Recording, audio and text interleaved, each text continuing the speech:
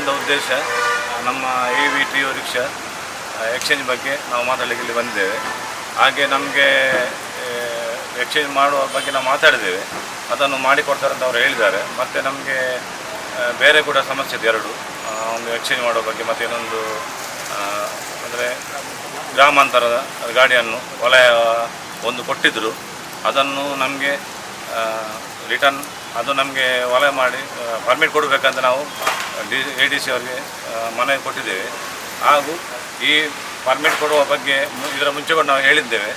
ಹಾಗೆ ಇವತ್ತು ನಾವು ಕೂಡ ಪುನಃ ಬಂದು ನಾವು ಅದನ್ನು ಮನವಿ ಕೊಟ್ಟಿದ್ದೇವೆ.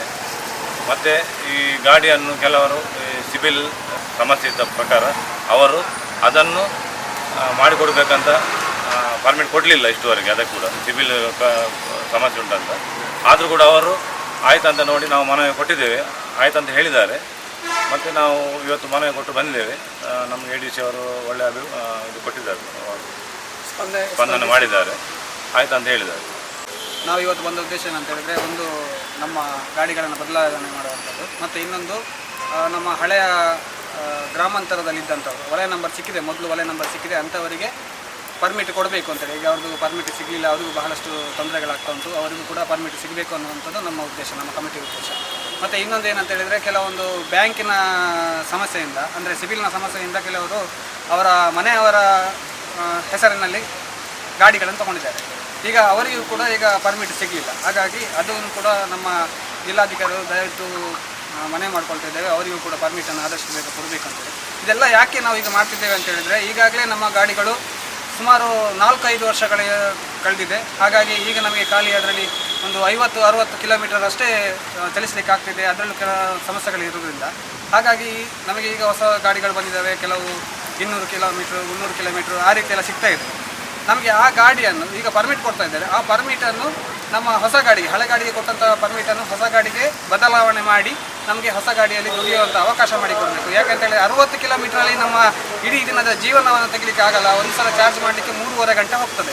ಹಾಗಾಗಿ ನಾವು 2 ಸಲ 3 ಸಲ ಚಾರ್ಜ್ ಮಾಡಿದರೆ ನಾವು ಚಾರ್ಜ್ ಮಾಡುವ ಸಮಯದಲ್ಲೇ ಇರ್ತೇವೆ ಹೊರತು ನಮಗೆ ದುಡಿಲಿಕ್ಕಾಗಲ್ಲ, ನಮ್ಮ ಮನೆ ನಿರ್ವಹಣೆ ಮಾಡಲಿಕ್ಕಾಗಲ್ಲ, ಬಹಳಷ್ಟು ಕಷ್ಟ ಆಗ್ತದೆ, ಸಮಸ್ಯೆಗಳಾಗ್ತದೆ. ಬಹಳಷ್ಟು ಕೆಲವು ಲೋನ್ಗಳಿದೆ, ಹಾಗೆ ಮಕ್ಕಳ ಫೀಸ್ಗಳನ್ನು ಕಟ್ಟಬೇಕು, ಹಾಗೆ ಶಿಕ್ಷಣ ಇದರಲ್ಲಿ ಮಕ್ಕಳಿಗೋಸ್ಕರ, ಮತ್ತು ನಮ್ಮ ಮನೆಯದು ನೋಡ್ಕೊಳ್ಬೇಕು.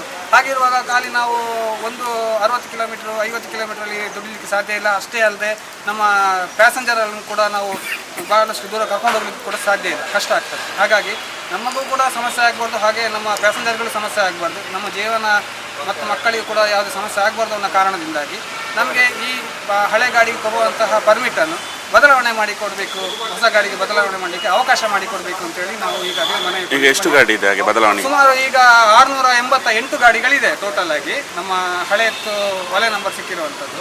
ಅದರಲ್ಲಿ ಅದೇ ಹೇಳಿದ ಹಾಗೆ ಈಗ ಕೆಲವು ವಲಯ ನಂಬರ್ ಅಂತೇಳಿ ಮೊದಲು ಗಾಡಿ ತಗೊಳ್ಳುವಾಗ ಅವರಿಗೆ ಯಾವುದೇ ರೀತಿಯಾದಂಥ ಗ್ರಾಮಾಂತರ ಸಿಟಿಯಲ್ಲಿ ದುಡಿಬೇಕು ಆ ರೀತಿಯಾದ ಯಾವುದೇ ನಿಯಮಗಳಿರಲಿಲ್ಲ. ಇತ್ತೀಚಿನ ದಿನಗಳಲ್ಲಿ ಅದು ನಿಯಮ ಬಂದಿದೆ, ಸಿಟಿಯಲ್ಲಿ ದುಡಿಬೇಕು, ಗ್ರಾಮಾಂತರದ ಅಡ್ರೆಸ್ಸಲ್ಲಿದ್ದರೆ ಗ್ರಾಮಾಂತರಕ್ಕೆ ಹೋಗಬೇಕು, ಆ ರೀತಿಯೆಲ್ಲ ಒಂದು ಕೆಲವೊಂದು ಗೊಂದಲಗಳಾಗ್ತಾ ಇದೆ. ಅದರ ಬಗ್ಗೆ ಕೂಡ ನಾವು ಈ ಮುಂದೆ ಕೂಡ ನಾವು ಜಿಲ್ಲಾಧಿಕಾರಿಯವರಿಗೆ ಮನವಿಯನ್ನು ಕೊಟ್ಟಿದ್ದೇವೆ.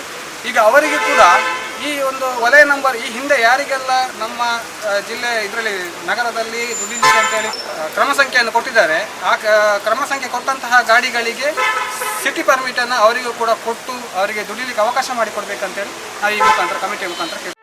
ಸುದ್ದಿ ಚಾನಲ್, ಕ್ಷಣ ಕ್ಷಣದ ಸುದ್ದಿಗಾಗಿ. That's my gadget. Let's go have some fun then.